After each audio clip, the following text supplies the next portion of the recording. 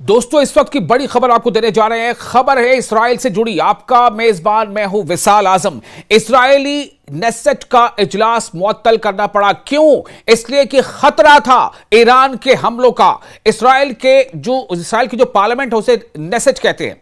तो इस्राइली नेसेट का इजलास मुअत्तल करना पड़ा। ईरान की जानिब से बड़े पैमाने पर मिसाइल हमले हुए हैं। मंगल की सुबह ईरान के मिसाइल हमलों ने मकबूजा इलाकों में शदीद खौफ और हिरास फैला दिया है, सनसनी फैला दी है, दहशत फैला दी है। ईरान का नाम सुनते ही इस्राएली डरने लगे हैं, जिसके नतीजे में नेसेट का इजलास मुअत्तल करना पड़ा। एक बड़ी खबर, सैकड़ों मकामात पर सायरन बजने लगे, जबकि बड़े पैमाने पर हमलों ने वसती इलाकों को निशाना बनाया, जिससे तेल अवीव और बीर शैबा में वसी पैमाने पर नुकसान हुआ है।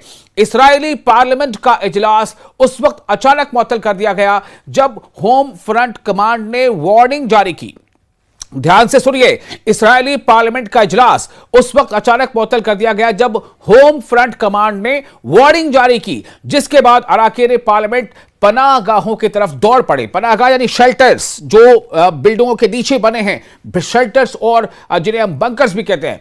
तो इस्राएली मीडिया रिपोर्ट्स के मुताबिक, इस्राएली मीडिया की रिपोर्ट के हवाले से खबर दे रहे हैं, वसती इस्राएल की जानिब, वसती यानी सेंट्रल इस्राएल की जानिब ईरान का हालिया मिसाइल हमला 28 फरवरी को शुरू होने वाली जंग के बाद से अब तक का सबसे बड़ा हमला बताया जा रहा है।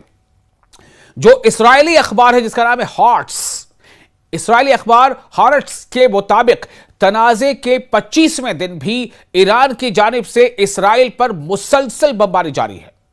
तेल अवीव में एक इमारत पर बराह रास्त हमला हुआ, जिससे शदीद तबाही हुई।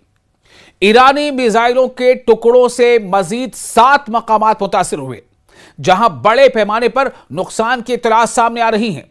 तेल अवीव को शुमाल से मिलाने वाली एक बड़ी शाहराह कहते हैं हाईवेज को, और शुमाल का मतलब नॉर्थ। तो तेल अवीव को शुमाल से मिलाने वाली एक बड़ी शाहराह हमले के बायस बंद कर दी गई है। अब आप सोचें, तेल अवीव से नॉर्थ की तरफ जाने वाली जो मेन हाईवे है उसे बंद करना पड़ा है। तेल अवीव पुलिस कमांडर के मुताबिक शहर में जहां जहां मिसाइलों के टुकड़े गिरे वहां शदीद नुकसान हुआ।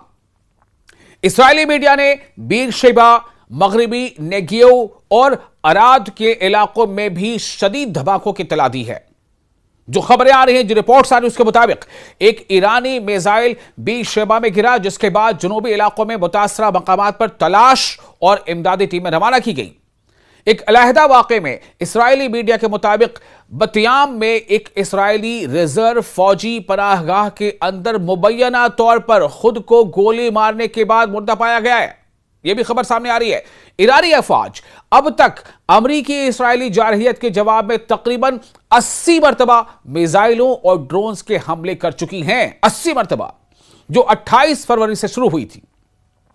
ईरानी हुक्काम बारहा खबरदार कर चुके हैं कि ईरानी तंसीबात पर, यानी जितने भी ईरान के इंफ्रास्ट्रक्चर्स हैं, ईरानी तंसीबात पर मजीद हमलों की सूरत में रद्द अमल को, यानी रिएक्शन को, रिटेलिएटरी वॉर को मजीद वसअत दी जाएगी। रिटेलिएटरी एक्शन को, जिसमें आबनाए हुर्मुज यानी स्ट्रेट ऑफ हुर्मुज की मुकम्मल बंदिश भी शामिल हो सकती है। यानी अभी तो फिलहाल यह है कि कुछ कुछ जहाजों को पार कराया जा रहा है आबनाए हुर्मुज से, लेकिन यह कहा जा रहा है कि अगर जो ईरान के तंसीबात पर, खासतौर से जो अवाम से जुड़े तंसीबात है, पब्लिक सप्लाई से जुड़ी तंसीबात है, उनको अगर अटैक किया गया तो इसके मजीद, यानी कि बहुत ज्यादा बढ़कर इसका हर्जाना भुगतना पड़ेगा इसराइल और अमेरिका को। यह वार्निंग दी जा रही है। अमेरिका और इसराइल के उन दावों के बावजूद कि उन्होंने ईरान की फौजी सलाहियतों को तबाह कर दिया है, ईरान की जानिब से ये ताकतवर जवाबी कार्रवाइयां जारी हैं। यानी सीधे सीधे डोनाल्ड ट्रंप हो या नेतन्याहू, अगर उनका यह दावा था कि हमने ईरान की फौजी ताकत को नुकसान नहीं पहुंचाया बल्कि उसे तबाह कर दिया, तो उसके बावजूद अगर ईरान इतने बड़े हमले कर रहा है तो यह क्या बताता है? क्या बताता है? यह बहुत बड़ा सवाल है। और आप सोचें, जिस अमेरिका और ईरान ने इस बात का दम भरा था कि 24 घंटे में ईरान को सबक सिखा देंगे, क्या हुआ? लगभग 1 महीना गुजरने को है, 1 महीना गुजरने को है, और ईरान ने ऐलानिया हमला किया है। ईरान ने पहले से ऐलान किया था कि हम हमले की शुरुआत नहीं करने जा रहे, हमले की शुरुआत हम कभी नहीं करेंगे, लेकिन अगर हम पर हमला किया गया, हमारे सॉवरेनिटी पर अटैक किया गया, तो हम उसका भरपूर जवाब देंगे, भरपूर। और साथ ही यह कहा गया था कि अगर अमेरिका इस हमले में शामिल हुआ तो ईरान ने यह ऐलान किया था कि हम अमेरिकी अहदाफ को, अमेरिकी टारगेट्स को जो मिडिल ईस्ट में हैं, हमारे अलग अलग देशों में, हम उन्हें भी निशाना बनाएंगे। जैसा ईरान ने कहा था वैसा ईरान ने किया। ईरान के जो रहनुमा हैं, ईरान के जो फौजी कमांड के सरबराह हैं, वो इस बात को भी दोहरा रहे हैं कि अमेरिका और इस्राएल ने स्कूलों पर हमला किया, हमने नहीं किया। अमेरिका और इस्राएल ने स्कूलों पर हमले करके छोटी छोटी बच्चियों को मारा, जिनमें 170 से ज्यादा बच्चों के इलाका शामिल है, हमने ऐसा नहीं किया। अमेरिका और इस्राएल ने अस्पतालों को निशाना बनाया, अस्पतालों में मरीजों को तकलीफ उठानी पड़ी, कईयों की मौत हो गई, कई मेडिकल अमले की मौत हो गई, लेकिन हमने यानी ईरान ने ऐसा नहीं किया। ईरान ने अस्पतालों को निशाना नहीं बनाया। यह ईरान के फौजी सरबराहान की तरफ से कई अलग अलग बयान सामने आ चुके हैं कि जिस तरह से अमेरिका और इस्राएल जंग की जो खिलाफ वर्जियां लगातार कर रहा है, जंग के दौरान जो इंटरनेशनल लॉज हैं उसकी खिलाफ वर्जी करते हुए स्कूलों पर हमले कर रहा है, अस्पतालों पर हमले कर रहा है, हम ऐसा नहीं कर रहे हैं।